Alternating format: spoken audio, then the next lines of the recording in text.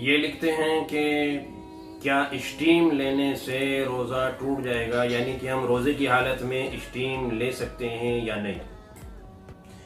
بھئی دیکھیے، اسٹیم اور بھاپ کے تعلق سے اور دھوئیں کے تعلق سے پہلے ہم ایک ضابطہ، ایک اصول سمجھ لیں۔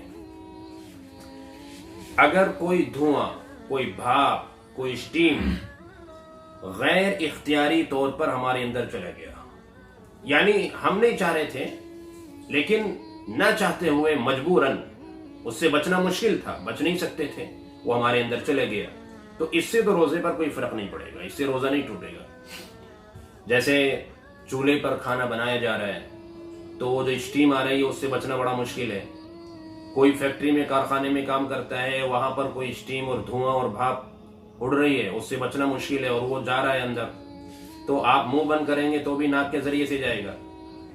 تو ایسی اسٹیم اور ایسا دھواں جو غیر اختیاری طور پر چلا گیا، گرد و غبار غیر اختیاری طور پر اندر جا رہا ہے، تو اس سے روزہ نہیں ٹوٹتا، اس سے روزے پر کوئی فرق نہیں پڑے گا۔ لیکن وہ اسٹیم جو ہم جان بوجھ کر اپنے اختیار سے اپنے اندر لے رہے ہیں، اس سے بہرحال روزہ ٹوٹ جائے گا۔ اب چاہے وہ اگربتی کا ہو، ہم نے اگربتی جلائی، اس کا دھواں نکل رہا ہے، اور وہ ہم جان بوجھ کر بیٹھ کے اپنے اندر لینے لگے اس دھوئیں کو، لوبان جلا کر اس کا دھواں اپنے اندر لینے لگے، یا نزلہ زکام ہے، سردی ہے تو اس میں پانی گرم کر کے اسٹیم لیا جاتا ہے، وہ لینے لگے، یا کسی کو دمے کا مرض ہے، جو دمے کے مریض ہوتے ہیں تو وہ بھی شیشی کے اندر ایک دوائی ہوتی ہے جو ان کو منہ میں لے کر اس کو کھینچنا پڑتا ہے، تو چاہے وہ شکل ہو، تو یہ تمام وہ شکلیں ہیں جس سے روزہ ٹوٹ جائے گا۔ آپ اچھی طرح سمجھ لیں کہ چاہے اگربتی کا دھواں ہو، لوبان کا دھواں ہو، چاہے وہ پانی پر گرم کیا ہوا اسٹیم ہو، بھاپ ہو، جو ہم لے رہے ہیں جان بوجھ کر اپنے اختیار سے لے رہے ہیں، چاہے وہ علاج کے لیے لے رہے ہیں، کسی کو تکلیف ہے اور ان کو وہ لینا پڑتا ہے، تو وہ اس سے روزہ نہیں رہے گا۔ یہاں پر یہ نہیں ہے کہ اب یہ مریض ہیں، بیمار ہیں تو مجبوری ہے، لینا پڑے گا، تو وہ ایک الگ چیز ہے۔ وہ بیمار ہیں تو بیماری کی وجہ سے وہ روزہ نہ رکھیں اگر نہیں رکھ سکتے، اور اس میں وہ اسٹیم بھی لیں اور اس روزے کو بعد میں رکھ لیں، لیکن روزے کی حالت میں اسٹیم لینے کی ہرگز اجازت نہیں ہے۔ ہاں، ایسی خوشبو جس میں دھواں نہیں ہوتا، وہ آپ اگر سونگھتے ہیں تو کوئی حرج کی بات نہیں ہے۔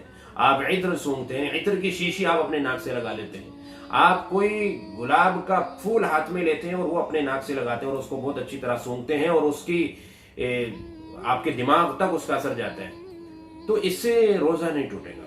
کیوں؟ اس کے اندر اسٹیم نہیں ہے، اس کے اندر دھواں نہیں ہے، یہ ایسی خوشبو ہے۔ اسی وجہ سے اگر کسی کے سر میں درد ہو جاتا ہے اور وہ وکس اور بام وغیرہ اس طرح کی چیز لگاتا ہے اپنے ناک پر یا اپنی پیشانی پر، سر پر وہ وکس لگا رہا ہے، وہ بام لگا رہا ہے، اور اس کا اثر بھی دماغ تک پہنچ رہا ہے، اس سے بھی روزہ نہیں ٹوٹے گا۔ کیوں؟ اس کے اندر اسٹیم نہیں ہے۔ تو جس کے اندر بھاپ نہیں ہے، دھواں نہیں ہے، ایسی چیز اگر آپ سونگھتے ہیں تو اس سے روزے پر کوئی فرق نہیں پڑے گا۔ لیکن جن چیزوں کے اندر دھواں ہے، بھاپ ہے، اگر اپنے اختیار سے جان بوجھ کر آپ اس کو لے رہے ہیں تو اس سے روزہ ٹوٹ جائے گا، اور اس روزے کی قضا آپ کو بعد میں رکھنی ہوگی۔ آپ کو یہ روزہ عید بعد رکھنا ہوگا بعد میں، کفارہ اس پر کچھ نہیں ہے، اس پر کفارہ نہیں ہے، صرف اس کی قضا ہے۔ تو بہرحال اسٹیم لینے سے، اختیار سے ہم لیتے ہیں اپنی اختیار سے، تو اس سے روزہ ٹوٹ جاتا ہے۔ چلیے بھائی، اگلا سوال۔